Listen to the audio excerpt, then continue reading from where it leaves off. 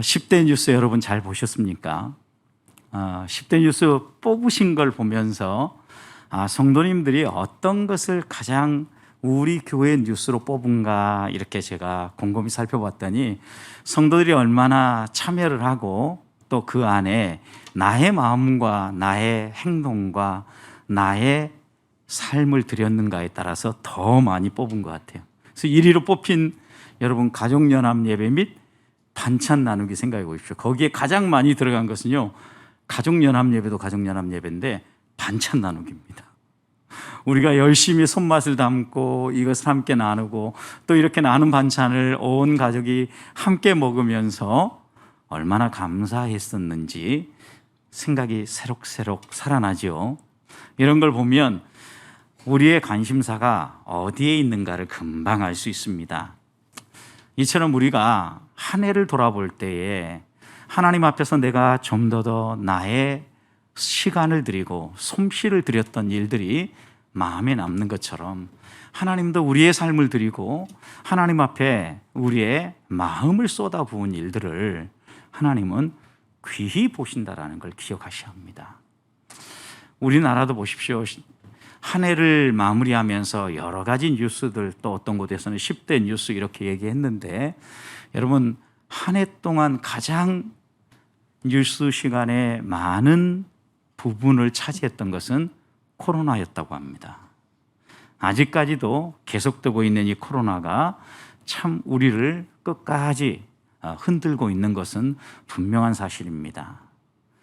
그리고 이것과 함께 두 전직 대통령의 죽음 소식, 또 이것만이 아니라 두 사람의 유력 대통령 후보가 여당과 야당 대표로 각각 선출되었다라는 소식, 이런 이야기들이 우리의 아주 중요한 이슈로, 뉴스로 우리를 찾아오는 것 같습니다. 그런데 그것만이 아니라 우리에게 무언가 결핍이 되어지는 것도 아주 중요한 뉴스거리가 되는 것 같아요. 여러분, 요소수 품귀 현상, 저는 요소수가 왜 필요한지 생각도 안 했는데 요즘 나오는 디젤 엔진의 자동차는 요소수가 들어가지 않으면 차가 움직이지 않는다는 거예요. 그러니 이게 얼마나 중요한 일이에요. 그러니 큰 핍절, 곰핍, 부족함 때문에 대란이 일어난 거죠. 빨리 해결하긴 했지만 이런 일들뿐만 아니라 여러분 또 부족해서 난리가 난 사건이 뭡니까? 올 한 해 동안 집입니다. 집. LH 직원들이 부족하니까 어떻게 해서라도 선점해 보려고 자기의 특권을 사용해 가지고 먼저 취한 거죠. 이게 문제가 되는 거죠, 여러분. 그리고 여러분 들어보셨겠지만 젊은 세대들, 나이 든 세대 할 것 없이 영끌했다고 합니다. 영끌. 부족한데 영혼까지 끌어모아서 이 부족함을 채워서 함께 모았다라는 거예요. 그래가지고 한 것이 무엇입니까? 부동산을 빨리 사자라는 거예요. 여러분, 올해 우리의 가까이 왔던 것은요, 어떻게 하면 인간의 노력으로 우리에게 있는 이 결핍을 풀어볼까 몸부림쳤던 한 해였구나 라는 생각을 포기할 수 없어요. 그래서 과연 그러면 지식인이라고 얘기하는 이 나라의 교수들은 어떤 것을 우리나라를 가장 한 해 동안 요약해 주는 사자성어라고 뽑았는지 찾아봤어요. 그랬더니 여러분 이번에는 정말 가슴 아프기도 하고 웃지 못할 사자성어가 1위로 뽑혔어요. 묘서동처라는 거거든요.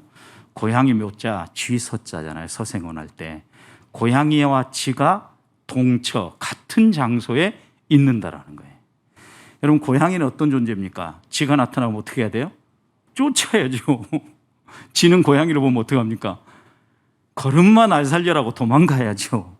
그런데 이 고양이와 이 쥐가 서로 이런 관계가 아니라 함께 머무는 이런 형국이 지난 한 해 동안 우리나라의 모습이었다라는 거예요.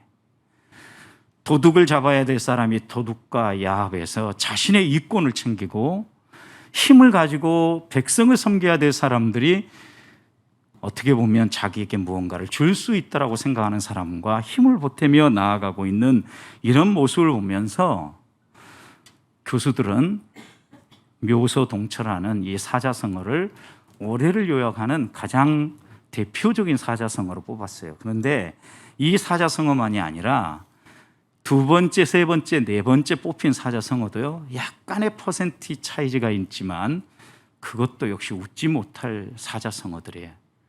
두 번째 뽑힌 사자성어는요, 인곤마핍이라고 했어요. 인간, 사람은 곤핍하고 마핍, 말은 힘들어서 지쳐 앉아 있었다는 거예요. 사람이고 동물이고 사람이고 말이고 모두가 다 지쳐 있는 이 모습은 어떻게 생각해 보면 오늘 우리를 살아가는 우리의 삶의 자리가 이런 모습이라는 거예요. 가장 이런 삶의 모습으로 영향을 미친 것은 코로나입니다.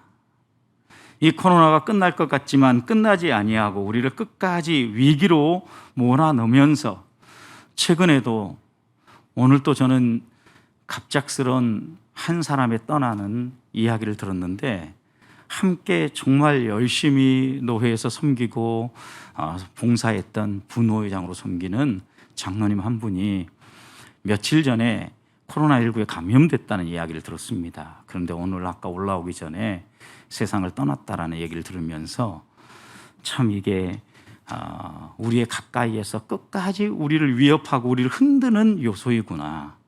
그러니 소상공인들은 여러 가지 사회적 거리두기로 말미암아 생활이 어렵다라고 그렇고 어느 한 곳도 사람들이 야 살맛 난다 좋다 참 행복하다 이렇게 이야기하기보다는 인곤마핍이라는 단어가 요약하는 것처럼 사람이고 우리가 살아가는 이 사회 환경이고 그리고 자연세계 이 모든 것들이 신음하고 있다는 것을 피부에 와닿게 느끼는 한 해가 아니었는가라는 생각을 합니다. 세 번째, 네 번째 뽑힌 그 사자성어도 이전투구, 여러분 이건 잘 아시죠? 또 하나는 각주구검이라는 건데요. 배를 타고 가는 사람이 도구를 하나 그 바다에 떨어뜨린 거예요. 그래서 이 바다를 헤매면서 그 떨어진 칼을 찾으려고 하면 그 검을 찾으려고 하면 찾아지겠느냐는 거죠. 세상은 무진장 빠르게 흘러가고 사회는 급변하고 있는데 그것을 뒤쫓아가지 못하는 환경을 두면서 네 번째 사자성어로 뽑았다고 그래요. 어떻게 생각해 보면 이 모든 사자성어들 하나하나가 우리의 마음을 신나게 하고 밝게 해준다기보다는 오늘 우리가 살아가고 있는 이 세상이 어떤 곳인가를 명확하게 또다시 보여주고 있다는 겁니다. 오늘 함께 읽은 말씀은요, 예수님께서 공생애를 시작하실 때를 배경으로 하고 있는 말씀입니다. 예수님께서 제일 먼저 공생애를 시작하면서 하신 일이 무엇이었습니까? 성령에 이끌려서 광야에 들어가서 40일 금식하시고 난 이후에 여러분 사탄의 유혹과 시험 속에서 말씀으로 이겨내시는 장면, 바로 이어지는 장면입니다. 여러분 그런데 어떻게 생각해 보면 예수님이 걸어가신 이 공생의 사역은요, 본인이 원하고 본인이 디자인하고 본인이 계획해서 가는 길이라기보다는 하나님께서, 삼위의 하나님께서 인류를 구원하기 위해서 작정하시고 계획하시고 펼치시는 일입니다. 그래서 예수님조차도 성령에 이끌려서 광야에 들어가고 성령에 힘입어서 금식을 해요. 여러분 이렇게 걸어가는 길인데도 누가 방해를 합니까? 사탄이 방해를 합니다. 하나님의 아들이고 성령에 이끌려서 그 길을 걸어가는데도 사탄은 끝까지 그 길을 가지 못하도록 하나님의 아들이신 예수 그리스도를 꺾고자 공격해 오지 않습니까? 어떻게 보면 이것이 우리가 살아가고 있는 지금 현실이고 우리 살아가는 세상의 모습을 그대로 보여주고 있는 거예요. 믿음의 길을 걷기 위해서 하나님의 말씀을 마음에 묵상하고 성령의 감동 감화를 따라 한 발 한 발 걸어가는데도 믿음의 걸음임에도 불구하고 그때그때마다 사탄은 우리를 걸어가지 못하도록 흔들어 놓고 온갖 방해를 펼치면서 우리를 주저앉게 만들려고 한다는 거예요. 하나님의 아들이 아니라 사단의 아들로 살아가도록 우리를 자꾸 유혹하고 흔들어 놓는다는 겁니다. 이런 상황에서 우리 주님은 말씀으로 묵묵히 이 사탄의 유혹을 물리치신 이후에 12절 말씀을 보면 요한이 이제는 잡혔다는 이야기를 듣고 유대 광야 남쪽이죠. 요단강에서 가까운 지역 유대 광야에 들어가셔서 시험을 받으신 이후에 다시 그 소식을 듣자 북쪽인 갈릴리로 올라가셨다라는 게 오늘 말씀이 시작하기 전 배경입니다, 여러분. 여기서 우리가 한 해를 이렇게 열면서 마음에 정리해야 될 가운데 하나는요, 아무리 우리가 하나님의 말씀을 붙잡고 성령의 충만함을 덧입어서 하나님과 동행하며 한 해를 달려왔다 할지라도 그 한 해 걸어온 길들을 살피고 또 살펴보면 그 순간순간마다 사탄의 공격과 유혹이 얼마나 많았는지 몰라요. 2022년을 이렇게 열고 우리가 믿음으로 하나님을 붙잡고 달려가도 사탄은 여전히 우리를 흔들고 우리를 넘어뜨리려고 공격해 올 것이라는 거예요. 내가 믿음의 거리를 걷지 않기 때문이 아닙니다. 하나님의 말씀을 붙잡고 있지 않기 때문이 아닙니다. 우리가 하나님 앞에 올바로 서 있어도 사탄은 하나님의 사랑을 의심하도록 계속해서 우리를 공격하고 심지어는 우리의 생명에 타격을 가하기까지 한다는 것입니다. 한 해를 열면서 우리 앞에 이 2022년 동안 어떤 일이 펼쳐진다 할지라도 하나님 앞에서 흔들리지 아니하고 하나님과 우리 사이에 맺어진 이 사랑의 관계, 그 무엇도 끊을 수 없다는 사실을 기억하면서 더 하나님의 말씀 앞으로 가까이 나아가고 성령의 감동하심과 이끌림을 따라서 한 발 한 발 걸어가는 우리 부부의 성도들이 되시기를 주님의 이름으로 축복합니다.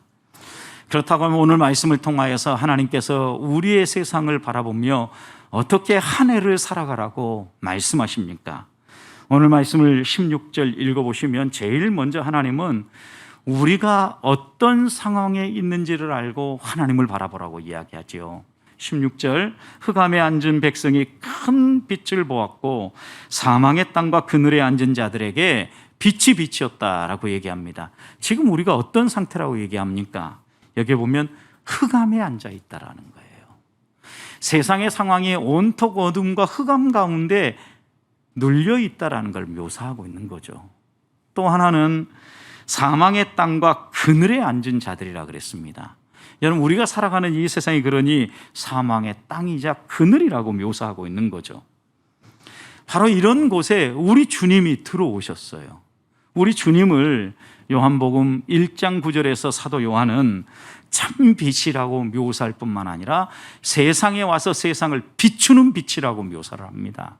흑암, 사망의 그늘에 앉아있는 사람들에게 빛 대신 예수님이 찾아오셔서 빛을 비춰주셨다라는 거예요.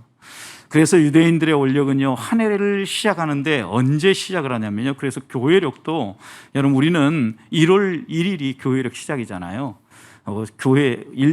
태양력의 시작이라고 이야기를 하잖아요, 한 해에.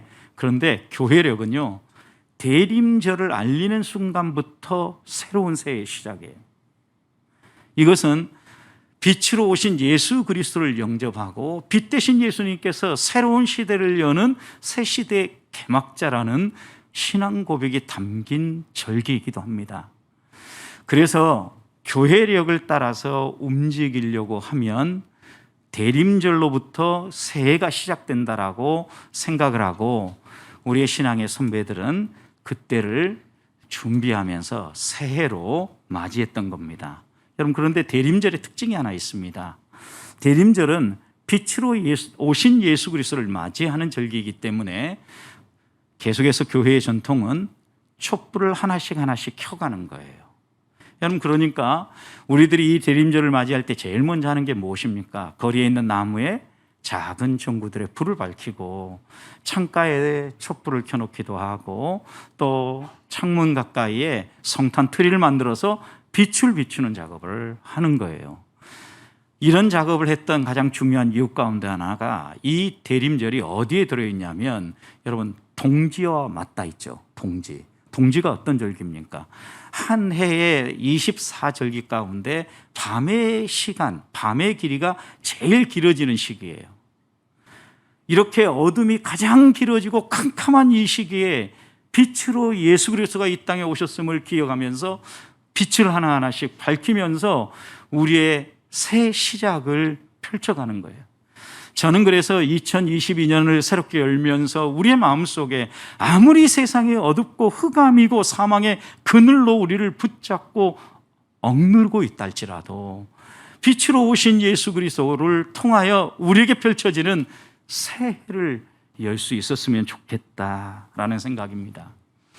여러분, 이 흑암에 앉았다라는 이 얘기는 단순히 세상의 어둠만을 이야기하는 것이 아니라 이 세상을 살아가는 사람들의 영적인 상태가 깜깜하게 어두워졌다라는 겁니다. 이 세상은 엄청난 악과 고난이 다스리고 있다라는 표현이기도 합니다. 실제 예수님이 태어날 때 어떤 일이 벌어졌습니까? 폭력과 불의한 권력이 무고한 어린아이들의 생명을 순식간에 다 앗아가지 않았습니까? 사람들은 자신의 욕심을 채우기 위해서 살아갔다라는 증거를 예수님이 태어난 말구유가 반증해 주지 않습니까?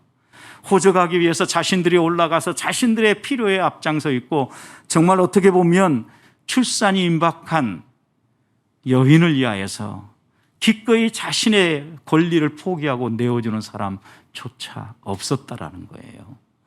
이런 걸 보면 그 당시가 얼마나 이기적이고 힘에 의해서 움직이고 있고 이 세상의 권력의 행포 속에 신음하고 있었는지를 보여주고 있다는 말씀입니다.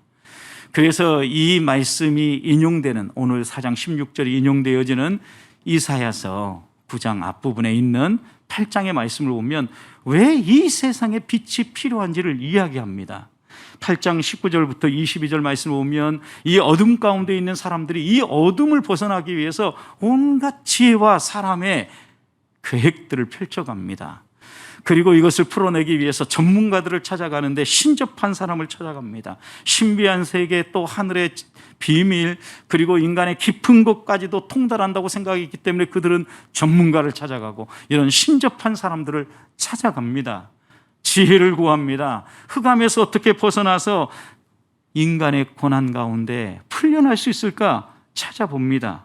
위를 쳐다봅니다. 땅을 굽어 살펴봅니다.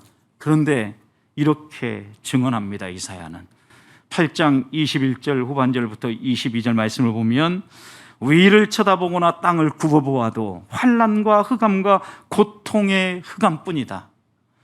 여러분, 열심히 그 고통을 벗어나기 위해서 전문가를 찾아가고 분주하게 뛰어다녀도 그들에게 남는 것은 오히려 고통뿐이다라고 증언하는 이유가 무엇입니까? 그들은 하나님의 말씀을 알고자 하지 않았고 하나님의 말씀을 저버렸기 때문이라는 거예요. 인간의 어둠을 밝히고 빛을 열어서 바른 길로 인도해 갈 수 있는 하나님의 말씀을 저버렸기 때문에 인간이 아무리 노력하고 애써도 더 큰 고통과 더 큰 흑암 가운데 빠져가고 있다고 말하고 있는 겁니다.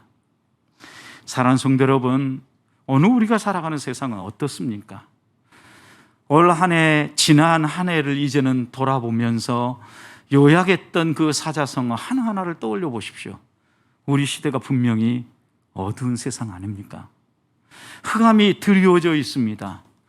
그리고 여러분, 대통령 선거를 한다고 서로 후보들이 이야기를 하는데 많은 사람들이 이야기를 합니다. 어느 누구도 뽑고 싶은 마음이 없다고. 인간을 보면 답이 없기 때문입니다. 아무리 전문가를 찾고 실력 있고 또 자기 나름대로 준비를 돼 있다 할지라도 자기 잘난 멋에 살아가고 협력할 줄 모르고 타인을 존중할 줄 모르는 사람 보면 정이 안 가게 되어 있습니다.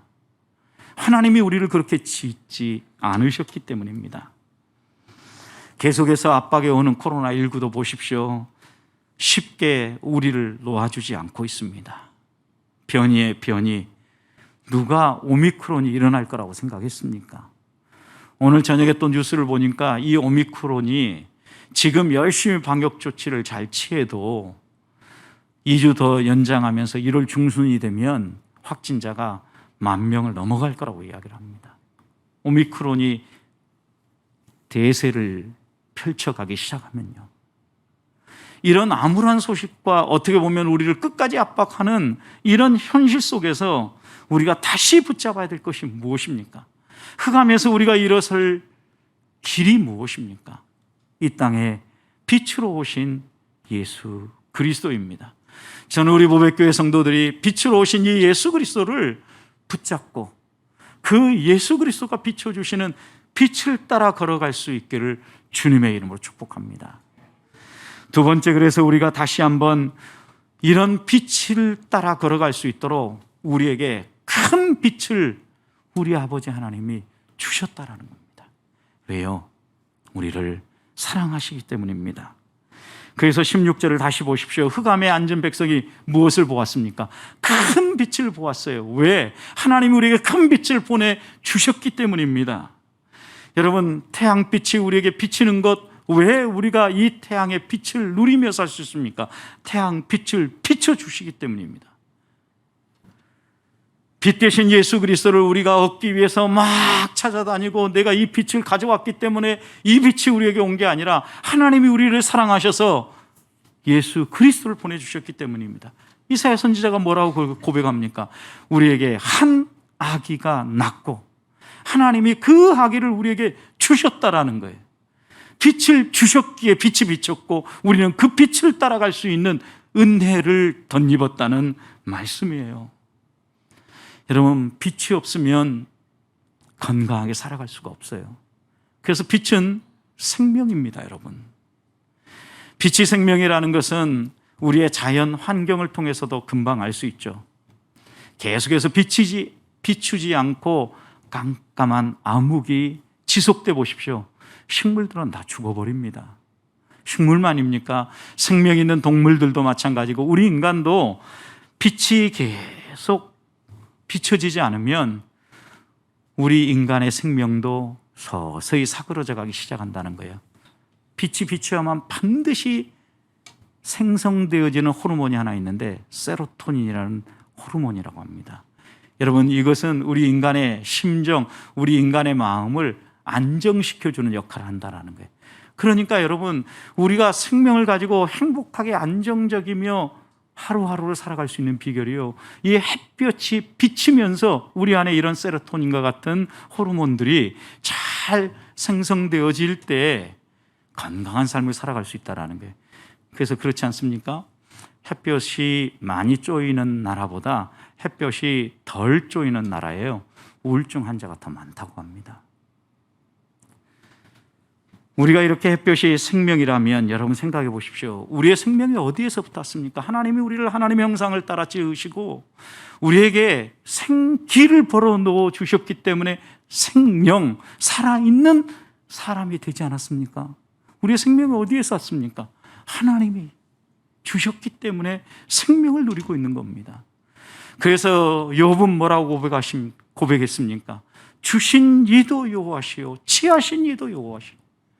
우리의 생명의 주관자이신 하나님이 주시기도 하고 거둬가기도 하신다는 거예요. 안타깝기도 하고 아직은 아니라고 생각하지만 하나님이 데려가시기로 작정하면 그 누구도 거절할 수 없는 거예요. 왜요? 생명을 주시는 분이시기 때문입니다. 또한 거둬가시는 분이시기 때문입니다. 인간이 하나님을 인정하지 아니하고 자기 힘으로 살려고 독립을 선언하는 순간 하나님과의 관계가 깨어지고 이 생명이 끊어져 버린 겁니다. 이게 뭐예요? 아담의 범죄입니다, 여러분. 아담은 하나님처럼 되려고 노력했을 뿐만 아니라 하나님 없이 자기 힘으로 살아보려고 한 거예요. 하나님과의 관계가 깨어지니까 생명이 끊어졌고 결국 그는 흙으로 돌아가는 죽음을 맛볼 수밖에 없는 인생이 되어버린 겁니다. 사랑하는 성도 여러분, 하루 우리가 살고 한 달을 살고 한 해를 살아갈 때 잊지 마십시다. 하나님과의 관계가 끊어져 버리면 죽습니다. 하나님과의 관계가 끊어지면 당장 우리 육체에 아무런 변화가 일어난 것 같지 않지만 하나님을 향한 예배가 끊어지고 기도가 끊어지고 우리의 호흡이 끊어져 버리는 것, 죽음이라는 사실을 기억해야 합니다. 햇볕은요 또한 진리이기도 합니다. 여러분 깜깜해 보십시오. 앞을 볼 수가 없으면요 더듬거릴 수밖에 없어요. 그러나 환하게 비춰보십시오. 모든 사물을 투명하게 보고 명확하게 보면서 그 길을 걸어갈 수 있죠. 그래서 사도 요한은 요한일서 1장 5절 6절에서요. 하나님은 빛이시라. 그에게는 조금도 어둠이 없다 그랬어요. 하나님은 빛이시라. 어둠이 조금도 없다. 그러면서 그 다음 6절에서 뭐라고 고백하냐면 하나님과 사귐이 있다라고 얘기하면서 진리를 밝히 알고도 그 진리를 행하지 않으면 그 사람은 거짓말하는 사람이에요. 빛이신 하나님과 사귐이 있으면 그 빛으로 말미암아 환하게 빛나는 게 있는데 그게 뭐냐면 내가 누구이고 어떻게 살아야 되는지 진리가 무엇인지 밝히 드러난다라는 거예요. 그러니 하나님과 사귐이 있고 빛 대신 하나님과 교제를 하면서 진리를 알고도 행하지 않는다면 그 사람은 거짓말쟁이라는 거예요. 사랑하는 성도 여러분, 그런 점에서 빛은 진리입니다. 하나님은 우리에게 진리를 주셔서 인간으로서 마땅히 어떻게 살아야 될 것인가 예수 그리스도를 통하여 펼쳐주신 겁니다. 그러니 이 새해를 열면서 우리가 이 새해 하나에 소망해야 될 게 무엇입니까? 우리 가슴에 빛 대신 예수 그리스도를 붙잡지 아니하고 우리의 생명도 헛되고 우리의 모든 노력과 열심도 헛되다는 사실을 기억해야 합니다. 이것만입니까? 여러분, 빛 하면 또 하나 저는 생각나는 게 아름다움입니다. 아름다움. 안식년에 프랑스에 여행을 할 수 있었을 때 그때 아주 감동적으로 보았던 작품들 가운데 하나가 빛의 화가였던 모네의 작품들이었어요. 집에 있는 수련 현장을 가서 보고 그림으로 그려진 걸 보니까 또 그 가까이에 루앙이라는 성이 있는데 빛이 어떻게 비춰지느냐에 따라서 화가들의 그림이 완전히 달라지는 거예요. 여러분, 저도 최근에 사진을 찍으면서 빛의 각도에 따라서 사물의 아름다움이요 다양하게 묘사되는 걸 보면서 빛이 정말 아름다움이구나 라는 것을 또다시 마음에 새기게 돼요. 여러분, 환하게 빛나 보십시오. 아름답잖아요. 여러분, 우리가 나이가 들어가니까 지금 젊은 우리 청년들 보면 어때요? 물광이 난다 그럽니다. 다른 말로 표현하면 빛이 나온다라는 거예요. 그러니 어떻습니까? 젊은 우리 그 물광, 빛이 솟아나오는 우리 자녀 세대들, 젊은 세대를 보니까 어때요? 아름답잖아요. 예쁘잖아요. 여러분, 하나님이 빛을 통하여서 아름다움이 무엇인가를 우리에게 보여주시는 거예요. 예수 그리스도 앞에 나아가면서 이 세상을 아름답게 볼 수 있는 눈이 열어질 뿐만 아니라 무엇이 아름다움인가, 무엇이 미추를 구분할 수 있는 무엇이 아름다움인가를 분별할 수 있는 분명한 빛이 비춰진다라는 거예요. 저는 오늘 다시 한 번 더 이 새해를 열면서 우리 보배교회 성도들이 빛 대신 예수 그리스도, 우리에게 빛을 비춰주시는 그 예수 그리스도를 붙잡고 빛으로 인하여서 풍성해지는 우리의 생명, 빛으로 인하여서 밝히 열리는 진리의 세계, 빛을 통하여서 더 아름답게 형성되어지는 2022년 한 해를 살아가시기를 주님의 이름으로 축복합니다. 마지막으로 그렇게 산다라는 것은 빛으로 산다는 겁니다. 빛 대신 주님을 본받아서 그 빛을 비추는 삶을 산다는 겁니다. 예수님은 이 세상에 오신 빛이셨습니다. 한 아들을 우리에게 주셨다라는 것은 하나님이 우리를 선물로 주셨다라는 거예요. 그러니 빛은 선물로 주어진다라는 거예요. 하나님이 우리에게 빛을 선물로 주셨고 우리가 그 선물을 품고 빛을 드러내는 삶을 살게 하셨다라는 거예요. 실제로 종의 노래인 이사야 53장 말씀을 읽어보면 예수 그리스도가 채찍에 맞고 예수 그리스도가 십자가에 매달림으로 말미암아 우리가 누리게 된 게 무엇입니까? 하나님과의 화평을 누리게 되었고 질병 가운데 신음하는 우리의 몸이 치유받고 나음을 입는 이런 놀라운 은혜의 역사를 맛보게 되지 않았습니까?